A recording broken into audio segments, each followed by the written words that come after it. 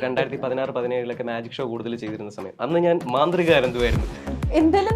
മാന്ത്രിക അനന്ത്. ആ സമയത്ത് സ്വിഗ്ഗിക്കൊക്കെ പോയിട്ടുണ്ട്. നല്ല രസമാണ് ഇവരുടെ കൂടെ ഒക്കെ പോയി ഇവരുടെ വൈബൊക്കെ ഞാൻ ഇങ്ങനെ എന്നിട്ട് ഇവരുടെ ഇടയിലിരുന്ന് മെന്റലിസം ഒക്കെ ചെയ്തു നോക്കും. ചേട്ടാ രാവിലെ നിങ്ങൾ ദോശയില്ലേ കഴിച്ചു. അപ്പൊ ഇവർക്ക് ഞാൻ മെന്റലിസം ഒന്നും അറിയില്ല. ഇവര് ഞാൻ മറ്റേ ജോത്സ്യനാണോ ആ ഒരു പുള്ളിയാണെങ്കിൽ ഞെട്ടി തേച്ചിട്ട് എന്നിട്ട് അടുത്ത ചോദ്യം, എനിക്കൊരു മോളുണ്ട്, കൊച്ചിന്റെ കല്യാണം അപ്പം നടക്കുമെന്ന് പറയാം. ഞാനിങ്ങനെ എന്റെ കൈ കാണിച്ചു കഴിഞ്ഞാൽ പറയാൻ പറ്റില്ല. ക്യാമറ ഓഫ് ചെയ്തിട്ട് നമുക്ക് നോക്കാം. അല്ലെങ്കിൽ നാളെ ഇനിയിപ്പോ വീട്ടിൽ മറ്റേ കൈനോട്ട ഹസ്തരേഖ ശാസ്ത്ര വിദഗ്ധനായ ആൾക്കാര് അതെ അതുകൂടെ താങ്ങാനുള്ള ശേഷിയില്ല. ആസാമിന്ന് അവരുടെ ഒരു 4 പവന്റെ ചെയിന് മോഷണം പോയി, അതൊന്ന് കണ്ടുപിടിച്ച് തരുമോ? ഇങ്ങനെയുള്ള എന്തൊക്കെ കോൾസ് ആണ് എനിക്ക് വരുന്നത്. നിങ്ങൾ മനസ്സിലാക്കണം, ഞാനൊരു മെന്റലിസ്റ്റ് ആണ്. എന്നെ പറ്റിയ വേറെ എന്തൊക്കെ എന്റെ പാർട്ട്ണർമാരെല്ലാം വെട്ടുകൊണ്ട പാർട്ട്ണർമാരാണ്. ഈ പാർട്ട്ണർക്ക് എന്തെങ്കിലും കിട്ടിയിട്ടുണ്ട്? അത് വരും. ഇതെന്റെ പുതിയ പാർട്ട്ണർ, വെട്ടുകൊള്ളാനിരിക്കുന്ന പാർട്ട്ണർ. ഒരു പോസ്റ്റ് ഉണ്ടായിരുന്നു. പോസ്റ്റിൽ ചെന്ന് നേരെ കൊണ്ട് ഈ ഒരു ഒന്ന് അങ്ങോട്ടോ ഇങ്ങോട്ടോ മാറിയിരുന്നെങ്കിൽ വണ്ടി ഞാനും തകിട് കൂടി. പോസ്റ്റിലടിച്ചോടനെ പോസ്റ്റിൽ നിന്ന് മറ്റേ കമ്പിന്ന് ഇതെല്ലാം കൂടെ മറ്റേ സ്പാർക്സ് എല്ലാം കൂടെ വന്ന് ആ സമയത്ത് ഞാൻ വിചാരിച്ചു വണ്ടി കത്തി തീ പിടിച്ച് ഇപ്പൊ പൊട്ടിത്തെറിച്ച് സിനിമയിലൊക്കെ കാണുമ്പോൾ തീന്ന് ഇവര് പോലീസുകാർ വന്നിട്ട് ആദ്യം വന്നിട്ട് മറ്റേ ഊതുന്ന സാധനം എടുത്തിട്ട് ഊതടാ. ഞാനിങ്ങനെ ആദ്യം എന്നെ അന്ന് ആശുപത്രി കൊണ്ടു ഞാൻ ഊതി. ഇവൻ എന്റെ സ്യൂട്ട് കേസ് കൊണ്ടിട്ട് ധ്യാൻ ചേട്ടന്റെ സ്യൂട്ട് കേസുമായിട്ട് ഇങ്ങനെ മുട്ടിക്കാൻ പോയപ്പോഴത്തേക്കും ധ്യാൻ ചേട്ടൻ ഇവൻ ഏതാ വ്യാളി, ഇവൻ നിന്റെ കൂടെ വന്നതാണോ എന്ന് പറഞ്ഞിട്ട്. ഹാർവിയോറ, the exclusive collection of adenium plants. ഇനി നിങ്ങളുടെ വീടിന്റെ അകത്തളങ്ങളിൽ ഹാർവിയോറ അഡീനിയം പ്ലാന്റ്സ് പുഷ്പിച്ചു നിൽക്കും. വെബ്സൈറ്റ് വഴി ഓർഡർ ചെയ്ത് കഴിഞ്ഞാൽ ഇന്ത്യയിൽ എവിടെയും ഫ്രഷ് ആയി ഞങ്ങൾ അഡീനിയം പ്ലാന്റ് നിങ്ങളുടെ വീട്ടിൽ എത്തിച്ചു തരും. കൂടുതൽ വിവരങ്ങൾക്കായി ഹാർവിയോറ വെബ്സൈറ്റ് സന്ദർശിക്കുക.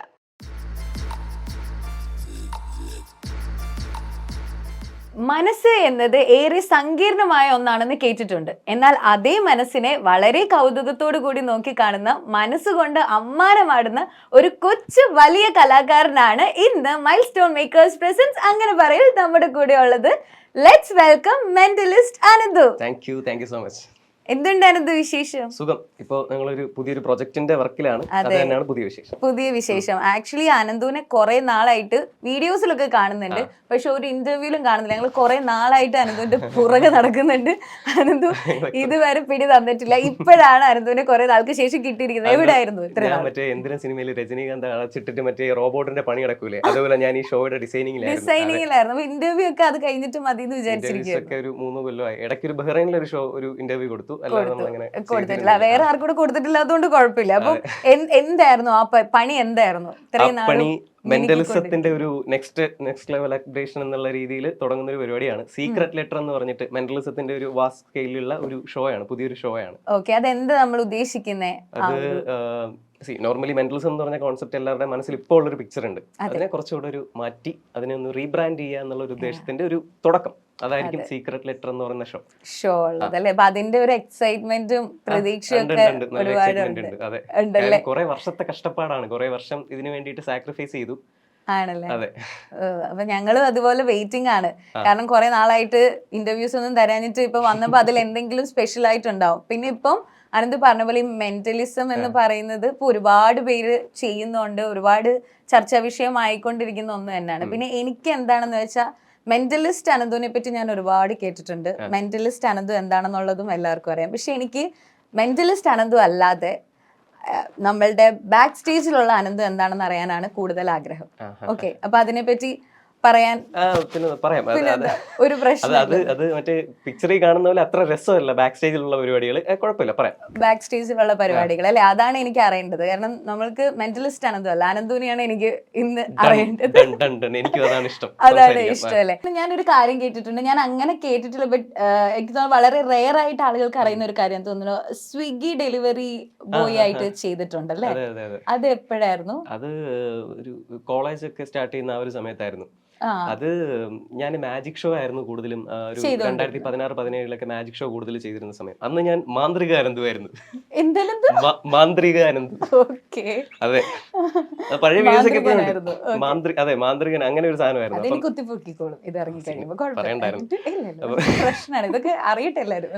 അപ്പം ആ സമയത്ത് മാജിക്, അപ്പം ഇപ്പം മെന്റലിസത്തിൽ ഈ പറഞ്ഞ അഡ്വാൻസ്ഡ് ആയിട്ട് എന്തുണ്ടെന്ന് അന്വേഷിക്കുന്ന ആ സമയത്ത് മാജിക്കിൽ അഡ്വാൻസ്ഡ് ആയിട്ട് എന്തുണ്ടെന്ന് എനിക്ക് എപ്പോഴും ഈ പുതിയ പുതിയ കാര്യങ്ങൾ, ഇന്നോവേഷൻസ് കൊണ്ടുവരാൻ ഭയങ്കര ഇഷ്ടമാണ്. അപ്പം മാജിക്കിന്റെ ആ സമയത്തുള്ളതിൽ ഏറ്റവും അഡ്വാൻസ്ഡ് ആയിട്ടുള്ള കാര്യങ്ങൾ അന്വേഷിച്ച് പോയി. അങ്ങനെ അതിന്റെ കുറെ ലേയേഴ്സ് കംപ്ലീറ്റ് ചെയ്ത് ഒരുപാട് മാജിക് ഷോസ് ചെയ്യുമായിരുന്നു. അപ്പൊ മാജിക് ഷോസ് അന്ന് എനിക്ക് തോന്നുന്നു ഒരു ഓൾമോസ്റ്റ് ഒരു പെർ മന്ത് ഒരു 20 to 25 ഷോസ് വരെ ചെയ്ത മാസങ്ങളുണ്ട്. അപ്പോൾ ആ ടൈമിൽ കാര്യം ചെയ്തേ പറ്റൂ, വേറെ വഴിയില്ല, ജീവിക്കണ്ടേ. അതെ, ഞാൻ 10ാം ക്ലാസ് കഴിഞ്ഞിട്ട് സ്റ്റാർട്ട് ചെയ്തതാണ്. അപ്പോൾ അങ്ങനെ ഒരു മൊമെന്റ് ഭയങ്കര സ്ട്രഗ്ലിംഗ് പീരീഡ് ആയിരുന്നു. അപ്പൊ അത് കഴിഞ്ഞിട്ട് പിന്നെ കോളേജൊക്കെ ആയപ്പോഴത്തേക്കും അന്ന് ഈ മെന്റലിസ്റ്റ് ആണ് ഫെയിം പരിപാടിയൊന്നും ഇല്ല. നമുക്ക് ഇത്ര വലിയ സോഷ്യൽ മീഡിയാസ് ഒന്നും നമ്മള് മറ്റേ പ്രേമത്തിലെ നിവിൻ ചേട്ടന്റെ ബ്ലാക്ക് ഷർട്ട് ഒക്കെ ഇട്ട് ആ കാലമല്ലേ, മറ്റേ ഓണ സെലിബ്രേഷൻ ഒക്കെ ചെയ്ത് അടിച്ചു വിളിച്ച് കിടക്കുന്ന ഒരു സമയമാണ് അന്നത്തെ കാലം. അപ്പൊ ആ സമയത്ത് ഈ പറഞ്ഞ പോലെ ഇന്ന് ഇപ്പം നമ്മൾ ഒരു വലിയ എമൗണ്ട് ആണ് നമ്മുടെ ഷോ. അന്ന് ഈ പറയുന്ന സാധനങ്ങളൊക്കെ പറയാനുള്ള ഒരു സാധനം ഒന്നും ആയിട്ടില്ല. അപ്പം മൾട്ടിപ്പിൾ ഷോസ് ചെയ്യുക എന്നുള്ളൊരു സാധനം ഉണ്ടായിരുന്നു. അപ്പൊ ഒരു പോയിന്റിൽ വെച്ച് കോവിഡ് ഒക്കെ വരുന്ന ഒരു സമയത്തും ഈ പറഞ്ഞ പോലെ ഭയങ്കര സ്ട്രഗ്ലിംഗ് മൊമെന്റ് ആയിരുന്നു. അപ്പൊ അന്നൊക്കെ ഈ പിന്നെ സർവൈവ് ചെയ്യണ്ട ഞാൻ മാത്രമല്ല, ഓൾമോസ്റ്റ് എല്ലാ ആർട്ടിസ്റ്റുകൾക്കും ഇതായിരുന്നു പ്രശ്നം. തീർച്ചയായിട്ടും ആ സമയത്ത് സ്വിഗ്ഗിക്കൊക്കെ പോയിട്ടുണ്ട്. നല്ല രസമാണ് ഇവരുടെ കൂടെ ഒക്കെ പോയി, ഇവരുടെ വൈബൊക്കെ ഞാനിങ്ങനെ എന്നിട്ട് ഇവരുടെ ഇടയിൽ ഇരുന്ന് മെന്റലിസം ഒക്കെ ചെയ്തു നോക്കും. ഒരു പോയിന്റ് ഉണ്ട്, ഞങ്ങൾ എല്ലാവരും കൂടെ ഒരുമിച്ച് കൂടുന്ന ഒരു പോയിന്റ് ഉണ്ട്. കോളേജിൽ പഠിക്കുമ്പോൾ ഉള്ള കാര്യം കേട്ടോ. അപ്പൊ അവിടെ ഇവരെല്ലാരും ഫുഡ് കഴിക്കാനിരിക്കുന്ന സമയത്ത് ഞാനിങ്ങനെ ചേട്ടാ രാവിലെ നിങ്ങൾ ദോശയില്ലേ കഴിച്ചു. അപ്പൊ ഇവർക്ക് ഞാൻ മെന്റലിസം ഒന്നും അറിയില്ല. ഇവര് ഞാൻ മറ്റേ ജോൾസിന് അതെ, എന്റെ അടുത്ത് കൈയൊക്കെ കൊണ്ടുവരും. ഒരു പ്രായവയസ്ස മക്കളെടാ ഒന്ന് വന്നിട്ട് മാമന്റെ കയ്യിൽ ഒരു സാധനം, ഇത് ഈ വരെ എന്താണ് കാണിക്കുന്നതെന്ന് പറഞ്ഞുതരും. ഞാൻ കോൾ റീഡിങ് എന്നെ പ്രാക്ടീസ് ചെയ്യുന്നുണ്ട്. കോൾ റീഡിങ് എന്ന് പറഞ്ഞൊരു സബ്ജക്ട് ഉണ്ട്. അപ്പൊ അതാണ് ഞാൻ മെയിൻ മെന്റലിസം ഒക്കെ ചെയ്യുന്നതിന് മുമ്പ് ഞാൻ കോൾ റീഡിങ് പ്രാക്ടീസ് ചെയ്യുന്നുണ്ട്. അപ്പം അത് വെച്ചിട്ട് ഞാനിങ്ങനെ ഓരോ കാര്യങ്ങൾ പറഞ്ഞുതരും. പുള്ളിയാണെങ്കിൽ ഞെട്ടി തേച്ചിട്ട് എന്നിട്ട് അടുത്ത ചോദ്യം, എനിക്കൊരു മോളുണ്ട്, കൊച്ചിന്റെ കല്യാണം എപ്പം നടക്കുമെന്ന് പറയാം. ഞാനിങ്ങനെ അതേത് പറഞ്ഞ എന്റെ കൈ കാണിച്ചു കഴിഞ്ഞാൽ പറയാൻ പറ്റില്ല, വേണ്ട അത് പറ്റത്തില്ല. ഓക്കെ, അപ്പൊ ക്യാമറ ഓഫ് ചെയ്തിട്ട് നമുക്ക് നോക്കാം. അതായിരിക്കും, ഇല്ലെങ്കിൽ നാളെ ഇനിയിപ്പോ വീട്ടിൽ മറ്റേ കൈനോട്ട ഹസ്തരേഖാ ശാസ്ത്ര വിദഗ്ധനായിട്ട് അതെ, അതുകൂടെ താങ്ങാനുള്ള ശേഷിയില്ല. ഇത് കഴിഞ്ഞിട്ട് പിന്നെ എന്റെ കൈരേഖയുടെ എന്താ അവസ്ഥ എന്ന് എനിക്കറിയില്ല. അതുകൊണ്ട് നമുക്ക് ഇത് കഴിഞ്ഞിട്ട് നോക്കുന്നത്. അപ്പൊ സ്വിഗ്ഗി വേറൊരു മെമ്മറി ഉണ്ട് കേട്ടോ. ഇടയ്ക്ക് വെച്ചിട്ട് ഒരു കോള് വന്നിരുന്നു ആസാമിന്ന്. അവരുടെ ഒരു 4 പവന്റെ ചെയിന് മോഷണം പോയി, അതൊന്ന് കണ്ടുപിടിച്ച് തരുമോ. ഇങ്ങനെയുള്ള എന്തൊക്കെ കോൾസ് ആണ് എനിക്ക് വരുന്നത്. നിങ്ങൾ മനസ്സിലാക്കണം, ഞാനൊരു മെന്റലിസ്റ്റ് ആണ്. എന്നെ പറ്റിയ വേറെ എന്തൊക്കെ ഈ പ്രേതബാധയൊക്കെ ഒഴിപ്പിക്കാൻ അതേ ഉള്ളൂ. അതെ, അങ്ങനെയുള്ള കോൾസ് ആണ് ഈ ഹോസ്റ്റലിലെ പിള്ളേരൊക്കെ ഇടയ്ക്ക് വിളിക്കും. അതെനിക്ക് ഇഷ്ടം കേട്ടോ. അത് എനിക്ക് പാരാസൈക്കോളജി അതൊരു ഇഷ്ടം, അതിഷ്ടമാണ്. അതെ, പാരാനോർമൽ ഇൻവെസ്റ്റിഗേഷൻ പരിപാടിയൊക്കെ ഭയങ്കര ഇഷ്ടമാണ്. അപ്പം അതിന്റെ പുറകെയൊക്കെ പോവും. ആരും സഞ്ചരിക്കാത്ത വഴികളിലൂടെ ഒരു ഭ്രാന്തനെ പോലെയൊക്കെ സഞ്ചരിക്കാൻ ഇഷ്ടമാണ്. അതെ, അപ്പം അതില് അലഞ്ഞ് കുറെ ഭ്രാന്തികളൊക്കെ ഉണ്ട്. ആ ഭ്രാന്തികളൊക്കെ സീക്രട്ട് ലെറ്ററിൽ കുറെയൊക്കെ നിങ്ങൾ കാണും. ആണല്ലേ? അപ്പൊ ഇപ്പൊ പറയാൻ പറ്റത്തില്ലല്ലേ ഒരു ഭ്രാന്ത്? വാ, സീക്രട്ട് ലെറ്ററിൽ വാ. അതിന്റെ ഒരു എക്സ്ക്ലൂസീവ് ആയിട്ട് ഇവരുടെ ചാനലിലാണ് ഞാൻ പറയുന്നത്. സീക്രട്ട് ലെറ്ററിന്റെ ആദ്യത്തെ കുറച്ച് മൊമെന്റ്സ് എന്റെ ഈ പാരാനോർമൽ ആക്ടിവിറ്റീസിന്റെ പുറകെ നടന്നിട്ടുള്ള ഭ്രാന്തികളിൽ ചിലതാണ്. ഓ മൈ ഗോഡ്, അടിപൊളി കിട്ടി.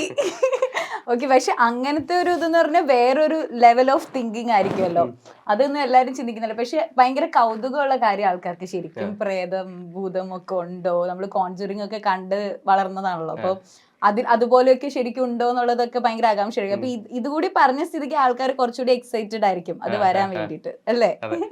അതുപോലെ അനന്തുവിന്റെ ലൈഫിൽ കുറെ ഫ്രണ്ട് സർക്കിൾ ഉണ്ടെന്ന് പറഞ്ഞിട്ടുണ്ട്. അനന്തുവിന്റെ ഹായ്, നിങ്ങൾ എത്ര നാളായിട്ടുള്ള കോളേജ് മേറ്റ്സ് ആണ്.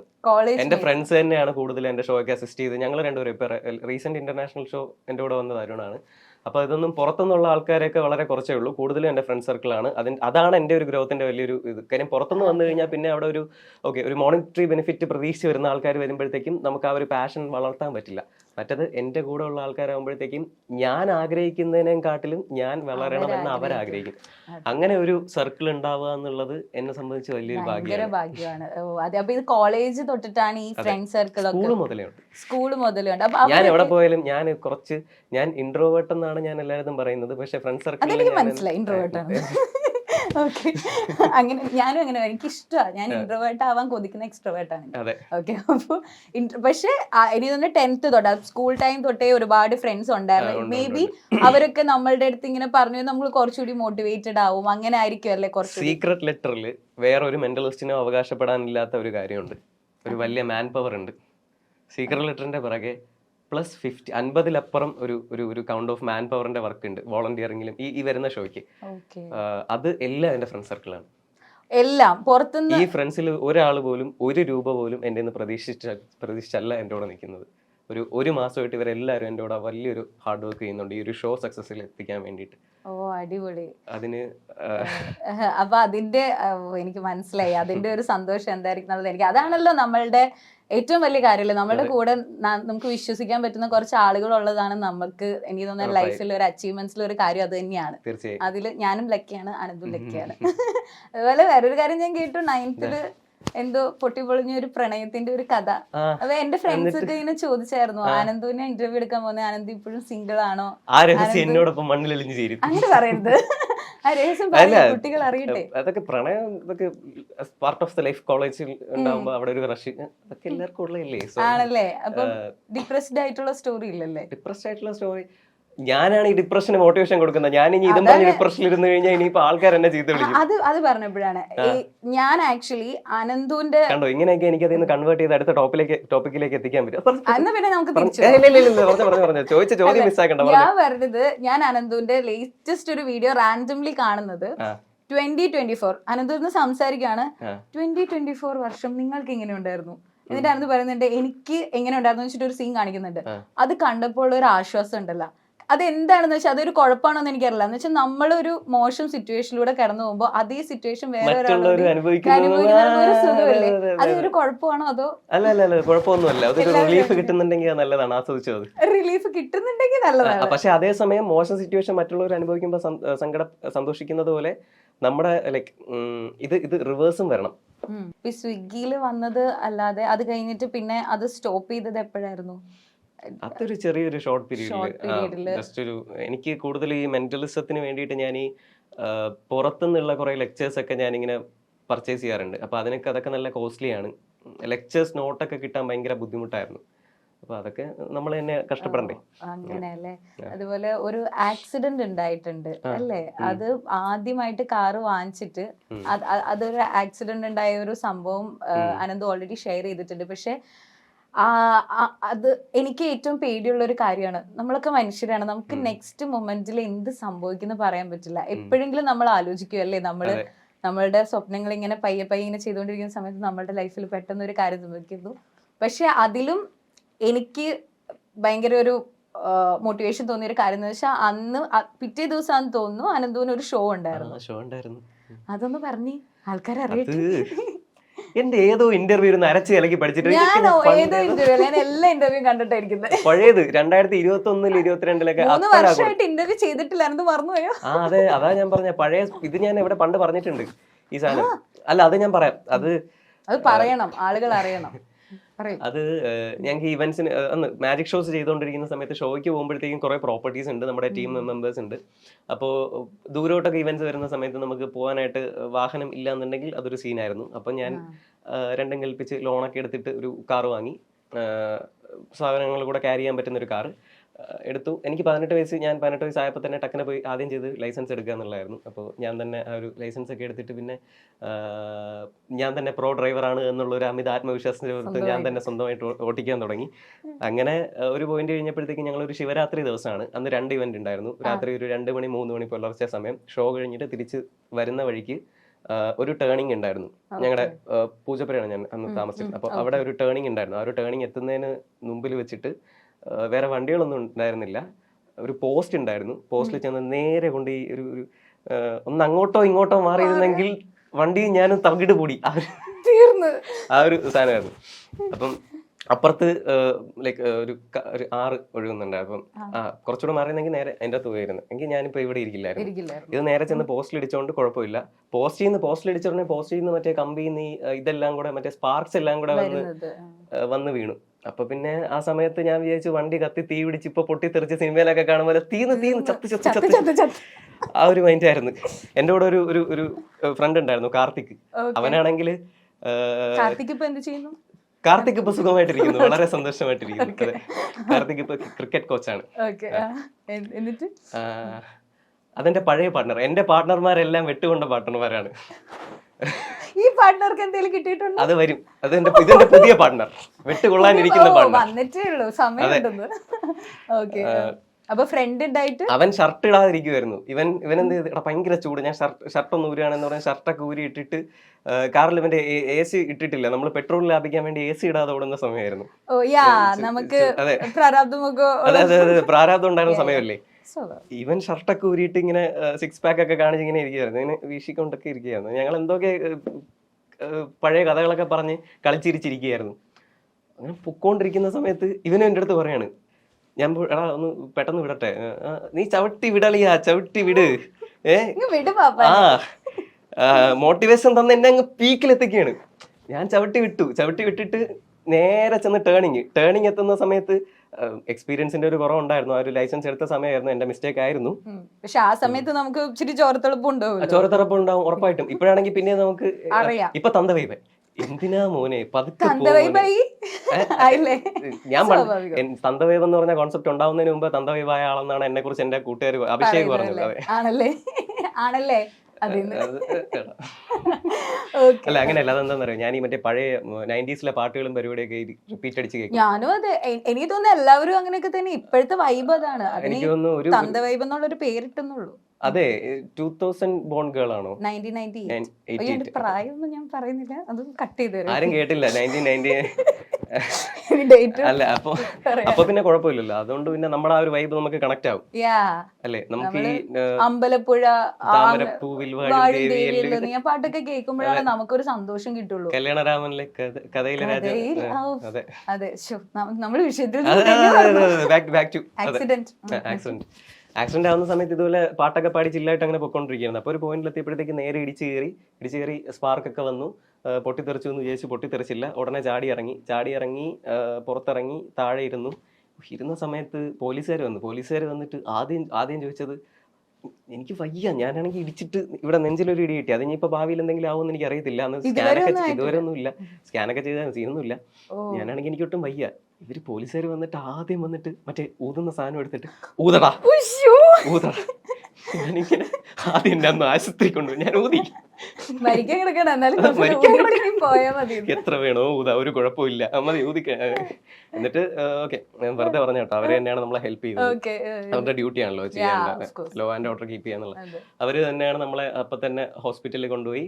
അവിടെ ചെന്നിട്ട് PRS ഹോസ്പിറ്റലിൽ ചെന്നപ്പോഴത്തേക്കും എന്റെ ചെവിന്ന് ബ്ലഡ് വരുന്നുണ്ട്. അപ്പം എനിക്ക് ഈ ചെവിന്നൊക്കെ ബ്ലഡ് വന്നാൽ ചാവാൻ പോവാണെന്നുള്ള ഒരു സാധനം വരുന്നത് എന്റെ മനസ്സിലുണ്ടായിരുന്നു.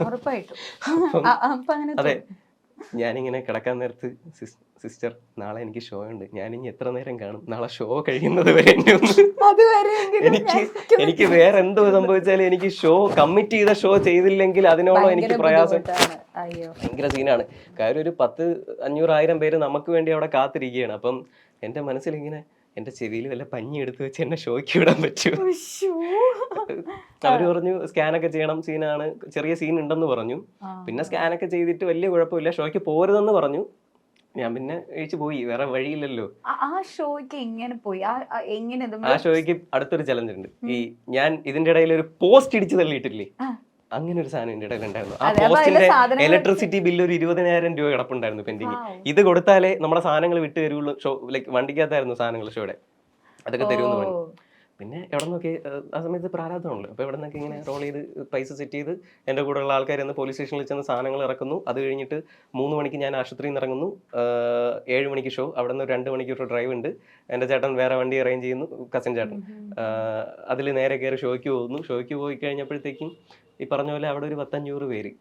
ഞാനിങ്ങനെ മറ്റേ സുരാജ് ചേട്ടൻ മറ്റേ ദശമൂലം ദാമു വരുന്നവര്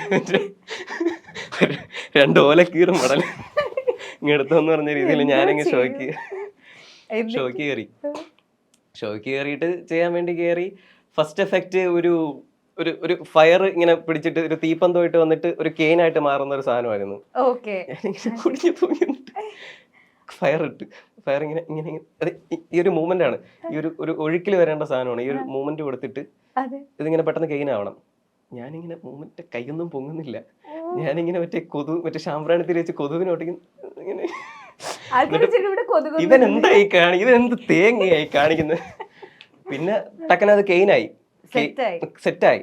പിന്നെ ഞാൻ പറഞ്ഞു ആദ്യം തന്നെ സീനാണ്. അന്ന് എനിക്ക് ഇത്ര ഇതിനൊക്കെ ഇങ്ങനെ ഈസി ആയിട്ട് ഹാൻഡിൽ ചെയ്യാനുള്ളൊരു മൈൻഡൊന്നും ഇല്ല. അന്ന് കുറച്ചുകൂടെ നമ്മൾ സങ്കടം, ഞാനിങ്ങനെ തോറ്റ് ഞാൻ ആ ഒരു മൈൻഡായിരുന്നു. ഞാൻ പിന്നെയും എനിക്ക് പ്രശ്നങ്ങളാണല്ലോ എന്നുള്ള ഒരു സാധനമായിരുന്നു. എനിക്ക് മാത്രം എന്തെങ്ങനെ വരുന്നേന്നുള്ള തോന്നൽ വരാറുണ്ടോ?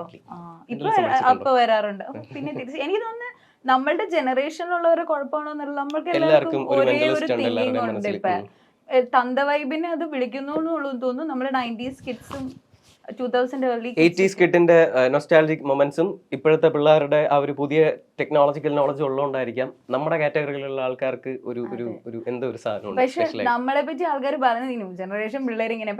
നമ്മള് പക്ഷെ മറ്റേ ഇപ്പോഴത്തെ ജനറേഷനിൽ പെടുന്നല്ല. അങ്ങനെ പറയില്ലേ, വിഷമമൊന്നും. എന്നാലും കുഴപ്പമില്ല, നമ്മള് കഴിഞ്ഞ ജനറേഷൻ എന്ന് പറയാം. എന്താണേലും എന്താ നമ്മളുടെ ആ ഒരു വൈബിലുള്ള ആൾക്കാർ. എനിക്ക് വലിയ പ്രായമൊന്നും ഇല്ല കേട്ടോ, ഇത് 98 ഉള്ളത്. ഞാൻ അമ്മായിന്ന് വിളിയാ. അമ്മായിന്നൊക്കെ 2 വർഷം ശേഷമാണ് ഞാൻ ജനിച്ചത്. ഇനി 98 ഇടയ്ക്ക് വിളിച്ച് പോവല്ല, ഞാൻ അങ്ങനെ പറയാറുള്ളതൊന്നും. പക്ഷെ എനിക്ക് തോന്നിയിട്ടുള്ളത് നമ്മളുടെ ജനറേഷൻ അല്ല, എന്നാലും മൊത്തത്തിലുള്ള ഈ ജനറേഷനിലുള്ള ആളുകളൊക്കെ ഭാവിയെ പറ്റി ചിന്തിച്ച് അയ്യോ ഇതെന്താ ഇങ്ങനെ, എനിക്ക് മാത്രം എന്തെങ്കിലും പറ്റും, അത് കോമൺ ആയിട്ട് എല്ലാരും ചിന്തിക്കുന്ന ഒരു കാര്യം തോന്നുന്നു അല്ലേ? ജോലി കിട്ടുന്നില്ല എന്നുള്ള ഒരു ടെൻഷൻ കുറെ പേർക്ക്, ഇപ്പോഴത്തെ യൂത്തിന്റെ ഇടയിൽ കുറെ പേർക്കുണ്ട്. ഇവനുണ്ടായിരുന്നു. അങ്ങനെയാണ് ഇവനെ ഞാൻ എന്റെ അടുത്ത് വരുന്നത്. ഇപ്പൊ അവന് സന്തോഷം, ഇപ്പൊ അവന് ജോലിയുണ്ട്, ശമ്പളം ഇല്ല. അവന് ജോലി കിട്ടുന്നില്ല ജോലി കിട്ടുന്നില്ല എന്ന് പറഞ്ഞ് ജോലി കൊടുത്തു, ശമ്പളം അവൻ ചോദിച്ചില്ല, കൊടുക്കുന്നില്ല. അതെ, അത് നമ്മളുടെ മിസ്റ്റേക്ക്. പിന്നല്ലാണ്ട്. അപ്പൊ അന്ന് അങ്ങനെ ഒരു പ്രോഗ്രാം ഉണ്ടായിട്ട് അത് സക്സസ്ഫുള്ളി കംപ്ലീറ്റ് ചെയ്തു നമ്മള് അല്ലേ? അതില് പിന്നെ നമുക്ക് കുറെ ബാധ്യതകളും ഉണ്ടായിരുന്നു. കാറിൽ അത് കഴിഞ്ഞിട്ട് ഞാൻ മറ്റേ പൊന്മാനിലെ ബേസിലേട്ടനെ കണക്ക് അജേഷ് ബൈക്ക് അടിച്ച്, സോറി കേട്ടോ. കുഴപ്പമില്ല. ആ ഒരു വൈബായിരുന്നു, അങ്ങനത്തെ വൈബായിരുന്നു. പക്ഷെ എന്തൊക്കെ പറഞ്ഞാലും ഒരുപാട് സ്ട്രഗിൾ ചെയ്തിട്ടുള്ള ഒരാളായതുകൊണ്ടായിരിക്കും അനന്തുവിന്റെ കാര്യങ്ങൾ അറിയാനും എല്ലാവർക്കും ഒരുപാട് ഇഷ്ടം തോന്നുന്നത്. പക്ഷെ നമ്മള് അത്രയും സ്ട്രഗിൾ ഒക്കെ ചെയ്തിട്ട് ഇപ്പൊ നമ്മള് ദ സീക്രട്ട് ലെറ്റർ എന്ന് പറഞ്ഞ സീക്രട്ട് ലെറ്റർ ഞാൻ പറഞ്ഞത് എന്റെ ടങ് സ്ലിപ്പ് ആയതാണ്. ഓക്കെ, എന്നുവെച്ചാൽ നമ്മള് അത്രയും സ്ട്രഗിൾ ഒക്കെ കഴിഞ്ഞപ്പോ സീക്രട്ട് ലെറ്റർ, രഹസ്യ കത്ത്, അതിലേക്ക് വന്നിരിക്കുകയാണ്. അപ്പൊ നമ്മള് അതിനെപ്പറ്റി പറയുമ്പോൾ ഒരുപാട് പേരുടെ എഫേർട്ട് ഉണ്ട് അതില് അല്ലേ? ഞാനും അതിന് വെയിറ്റിംഗ് ആണ്. ബിക്കോസ് എനിക്ക് കാരണം നമ്മൾ ഈ മെന്റലിസം മാത്രമല്ല ഒരുപാട് അല്ലാത്ത കാര്യങ്ങളും അതിനെ പറ്റി പറയുന്നുണ്ടെന്ന് പറഞ്ഞു. അപ്പൊ ഇതില് ഈ ഓപ്പണിംഗ് ഒക്കെ ഇങ്ങനെ ടിക്കറ്റ്സ് ഒക്കെ എവിടെ വെച്ചിട്ടാണ് ഇതൊക്കെ നടക്കുന്നത്? ഇത് ട്രിവാൻഡ്രം ടാഗോർ തിയേറ്ററിൽ മെയ് 25-ാം തീയതിയാണ് ഈ ഷോ നടക്കുന്നത്. ടിക്കറ്റ്സ് ഇപ്പോൾ ഓപ്പൺ ആണ്. നിങ്ങൾക്ക് എന്റെ പേജിൽ കയറി, മെന്റലിസ്റ്റ് എന്നുള്ള പേജിൽ കയറി കഴിഞ്ഞാൽ നിങ്ങൾക്ക് അതിന്റെ ട്രെയിലർ വീഡിയോസും പോസ്റ്ററും എല്ലാം കാണാം. അതിൻ്റെ അകത്ത് ടിക്കറ്റ്സ് എടുക്കാനുള്ള പ്രൊസീജിയേഴ്സ് ഉണ്ട്. ഒരു നമ്പർ ഉണ്ട്, വാട്സപ്പ് ത്രൂ ആണ് ടിക്കറ്റ്സ് ചെയ്യേണ്ടത്. അപ്പോൾ ആ നമ്പറിൽ നിങ്ങൾക്ക് കണക്ട് ചെയ്താൽ നിങ്ങൾക്ക് ടിക്കറ്റ്സ് അവൈലബിൾ ആയിട്ട് കിട്ടുന്നതായിരിക്കും. അപ്പൊ അനന്ത്, എന്തായാലും നമ്മളുടെ ജീവിത സാഹചര്യങ്ങൾ പറഞ്ഞു, നമുക്ക് ഇനിയും പറയാനുണ്ട്. അപ്പൊ അതിന്റെ ഇടയിൽ നമുക്കൊരു കുഞ്ഞു സെഗ്മെന്റ് ആവാം. എന്ത് പറയുന്നു? അതിനൊന്നുമില്ല, നമുക്ക് നോക്കാം. ഈ സെഗ്മെന്റിന്റെ പേര് ലോട്ടോ കാർഡ്സ് എന്നാണ്. ഓക്കെ, ഈ ലോട്ടോ കാർഡ്സിൽ എനിക്കിതൊക്കെ ഇങ്ങനെ ഇരിക്കുമ്പോൾ ഇങ്ങനെ മെന്റലിസം കാണിക്കുമ്പോൾ ഇങ്ങനെ ഇതൊക്കെ ചെയ്യുന്ന പോലെ ഉണ്ട്. പക്ഷെ അതല്ല ഇത് എന്നാണ് എന്റെ വിശ്വാസം. ഓക്കെ, ഇതിൽ പിങ്ക് ഉണ്ട്. ഇത് പിങ്ക് അല്ല, അത് മജന്തയാണ്. ഓക്കെ, മജന്തയുണ്ട്, പച്ചയുണ്ട്. ഓക്കെ, ഗ്രീൻ കാർഡ്സിലെ ക്വസ്റ്റ്യൻസ് ഞാൻ വായിക്കും. അപ്പൊ അനന്തു അതിന് ആൻസർ പറയണം. അനന്ത് പറയുന്ന ആൻസർ എനിക്ക് ഇഷ്ടപ്പെട്ടില്ലെങ്കിൽ ഈ പിങ്ക് മജന്ത കാർഡിലെ ക്വസ്റ്റ്യൻസ് ഞാൻ ചോദിക്കും. ഈ ഇതിലെ ക്വസ്റ്റ്യൻസ് ഇച്ചിരി ട്രിക്കി ആയിരിക്കും, ഡയർ ആയിരിക്കും, ഡയർ ക്വസ്റ്റ്യൻസ് ആയിരിക്കും. നമുക്കിത് ചെയ്തു തുടങ്ങാം. നമുക്ക് രണ്ടുപേർക്കും ഒരുമിച്ച് കൊണ്ടുണ്ട്, നമുക്ക് നോക്കാം, ട്രൈ ചെയ്യാം. ഓക്കെ ഓക്കെ, അപ്പൊ ഞാൻ ഫസ്റ്റ് എടുക്കുവാണേ. അനന്തന്നെ ഇങ്ങനെ നോക്കി പിടിപ്പിക്കില്ലേ? ഓക്കെ, ഞാനിത് വായിക്കുവാണ്. സിനിമയിലും സോഷ്യൽ മീഡിയയിലും പ്രശസ്തരായ 2 പേരുടെ വീതം പേര് ലിസ്റ്റ് ഞാൻ പറയും. എന്ന് വെച്ചാൽ 2 പേരുടെ പേര് വെച്ച് ഞാൻ പറയും. ഓക്കെ, ഒരാളെ മെന്റലിസം ചെയ്യാൻ തിരഞ്ഞെടുക്കാം. അപ്പൊ 2 പേര് ഞാൻ പറയും, അതിൽ ഏതെങ്കിലും ഒരാളുടെ പേര് അനന്ത് സെലക്ട് ചെയ്യണം. ആദ്യം of course Lalettan or Mammookka. ലാലേട്ടന് നമ്മൾ ഒരുപാട് റെഫറൻസ് ഇന്ന് തന്നെ ഒരുപാട് പറഞ്ഞല്ലേ. മാത്രമാണോ എന്തെല്ലാം സോങ്സ്, പാട്ടുകൾ, ലാലേട്ടന്റെ പാട്ടുകൾ ഞാൻ അഡിക്റ്റഡ്. ലാലേട്ടൻ ഫാനാണ്, കട്ട ഫാൻ ബോയാ ലാലേട്ടൻ. വിജയൻ ഭയങ്കര ഫാൻ ബോയാ. ദിലീപേട്ടൻ. മെന്റലിസം ചെയ്യാൻ ലാലേട്ടനെ സെലക്ട് ചെയ്യുന്നതിന്റെ ഒരു ഇവന്റ് ഞങ്ങൾ ഫ്ലവേഴ്സിൽ ഒരു ഇവന്റ് എന്നെ വിളിച്ചിട്ടുണ്ടായിരുന്നു. അത് പക്ഷെ അത് ചില ഡേറ്റ് ഇഷ്യൂ കാരണം അത് മാറി. ചെയ്യാൻ പറ്റിയ ഉറപ്പായിട്ടും ചെയ്യും. എന്തായിരുന്നു ലാലേട്ടനിൽ കണ്ടുപിടിക്കാൻ പോകുന്നത്? അത് ആ സമയത്ത് എന്താണോ എനിക്ക് വരുന്നത് അതായിരിക്കും. ലാലേട്ടന്റെ ഒരു ആദിച്ചേട്ടൻ ഒരുപാട് ചെയ്തിട്ടുണ്ട് കേട്ടോ ലാലേട്ടന്റെ അടുത്ത്. ലാലേട്ടന്റെ ഒരു കുട്ടിത്തം ഒരു സാധനമില്ലേ, അത് റിലേറ്റ് ഒരു ചൈൽഡ്ഹുഡ് സാധനം എനിക്ക് ചെയ്യാൻ ഭയങ്കര ഇഷ്ടമാണ് ലാലേട്ടന്റെ ചിരിയൊക്കെ വന്നേനെ. ഓക്കെ, ടൊവിനോ ഓർ ബേസിൽ?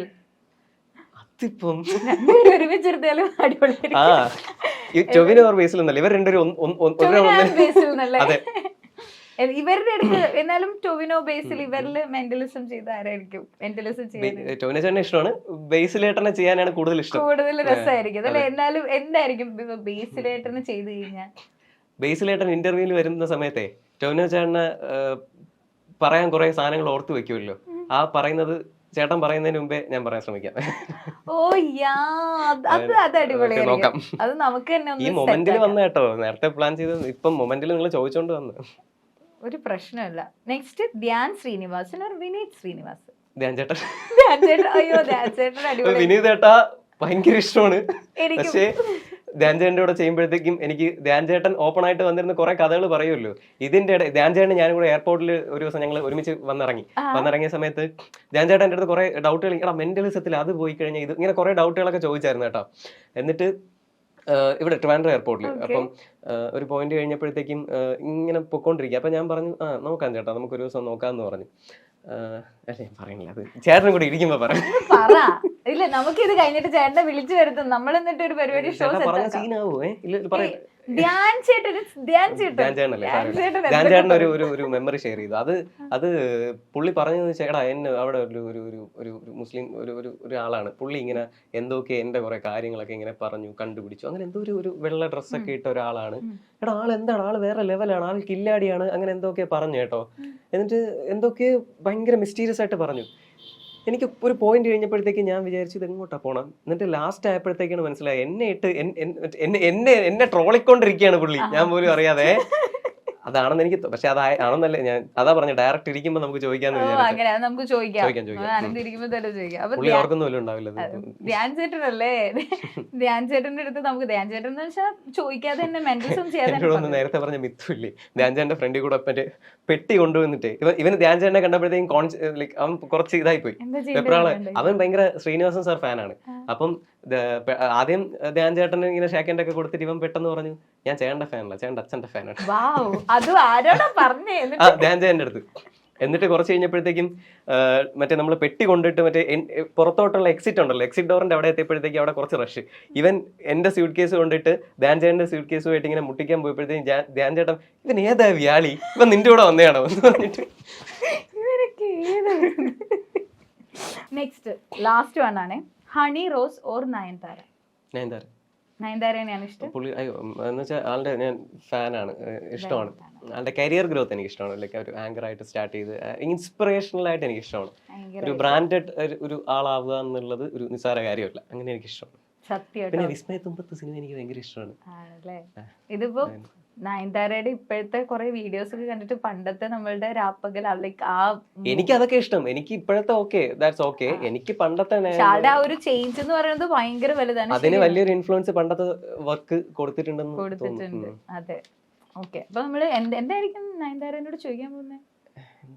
ചോദിക്കല്ല, എന്താ കണ്ടുപിടിക്കാൻ പോകുന്നത്? കണ്ടുപിടിക്കാനോ? ആളുടെ മെന്റലിസം ചെയ്യുവാണല്ലോ നമ്മള്, എന്തായിരിക്കും ചെയ്യാൻ പോകുന്നത്? പെട്ടെന്നൊന്നും കിട്ടുന്നില്ല. അത് വിസ്മയത്തുമ്പത്ത് സിനിമ കണക്ട് ചെയ്തിട്ട് ഒരു ക്വസ്റ്റ്യൻ ചോദിക്കാം. വിസ്മയത്തുമ്പത്ത് സിനിമയിൽ റീത്ത അല്ലേ, കുറച്ച് പ്രേതം പാരാനോർമൽ ആയിട്ട് എന്തെങ്കിലും ചെയ്യാം. അങ്ങനെ ഒരു സാധനം ഇല്ല ശരിക്കും, പക്ഷെ എന്നാലും അങ്ങനെ റിലേറ്റ് ചെയ്ത് റീത്തയെ കണക്ട് ചെയ്ത് പുള്ളിക്കാരിക്കും ഇപ്പോൾ പഴയ മെമ്മറിയിലോട്ട് പോയി തിരിച്ചു വരാൻ. അപ്പൊ നമുക്കും അതിനൊരു നൊസ്റ്റാൾജിയ. Okay, next. പരീക്ഷയും ഷോയും ഒരേ സമയം വന്നപ്പോൾ ഷോ കഴിഞ്ഞ് മേക്കപ്പ് പോലും റിമൂവ് ചെയ്യാതെ പരീക്ഷ അറ്റൻഡ് ചെയ്തിട്ടുണ്ട്. ഞാൻ മറ്റേ പുലിവാൽ കല്യാണത്തിലെ ജഗതി ചേട്ടൻ മറ്റേ രണ്ടുപേരുടെ നടുക്ക് മറ്റേ ഇരിക്കുന്ന ഒരു സീനുണ്ടല്ലോ, അതുപോലെ പെൺപിള്ളേരുടെ അടുക്കൽ ഞാൻ ഈ മറ്റേ കത്തി വേഷം. പണ്ട് ഞാനിപ്പോ അങ്ങനെ മേക്കപ്പ് ഒന്നും യൂസ് ചെയ്യാറില്ല, ജസ്റ്റ് സൺസ്ക്രീൻ ഉണ്ട്. മറ്റേ വെള്ള പുട്ടിയൊക്കെ അടിച്ചിട്ടേ മാജിക് ഷോ ചെയ്യുന്ന സമയത്തെ അതുപോലും ഇളക്കാതെ നേരെ ചെന്നിട്ട് രണ്ട് പെൺപിള്ളേർ ഇവർ രണ്ടുപേരും ഞാൻ ഇങ്ങനെ ഇങ്ങനെ എന്നിട്ട് ആ എക്സാം എഴുതിയോ? എഴുതി അത് പാസ്സായി. പാസ്സായി. എക്സാംസ് ഒക്കെ പാസ്സാവും, അതിനൊന്നും വേറെ വലിയ വിഷയമൊന്നുമില്ല. ആണല്ലേ? അത് പക്ഷെ കൊള്ളായിരുന്നു. പക്ഷെ ഞാനൊരു ബാക്ക് ബെഞ്ചറാണ്, ഞാൻ ഇങ്ങനെ പഠിപ്പിക്കുന്നില്ല. നമ്മൾ ലാസ്റ്റ് ബെഞ്ചസ് എല്ലാ എല്ലാം കാണിക്കും, പക്ഷെ ജസ്റ്റ് പാസ്സായാലും മതിയല്ലോ, എങ്ങനെയെങ്കിലും ഒക്കെ ഒന്ന് ജയിച്ചു പോയാൽ മതിയല്ലോ. നമുക്ക് മറ്റേ റാങ്ക് ഒന്നും കിട്ടിയിട്ട് ആരെയും കാണിക്കില്ല. നമ്മൾ ലാസ്റ്റ് ബെഞ്ചേഴ്സിനെയാണ് ടീച്ചേഴ്സ് ഓർത്തിരിക്കുക അല്ലേ? തീർച്ചയായിട്ടും. അതാണ് അതിന്റെ ഒരു ഇത്. എന്റെ സ്കൂളിൽ പോയാൽ ഇപ്പൊ മെന്റലിസ്റ്റ് ആയിട്ടില്ല എന്നുണ്ടെങ്കിലും എന്നെ ഓർത്തിരിക്കും, എന്റെ കൂടെയുള്ള എല്ലാവരും ഓർത്തിരിക്കും.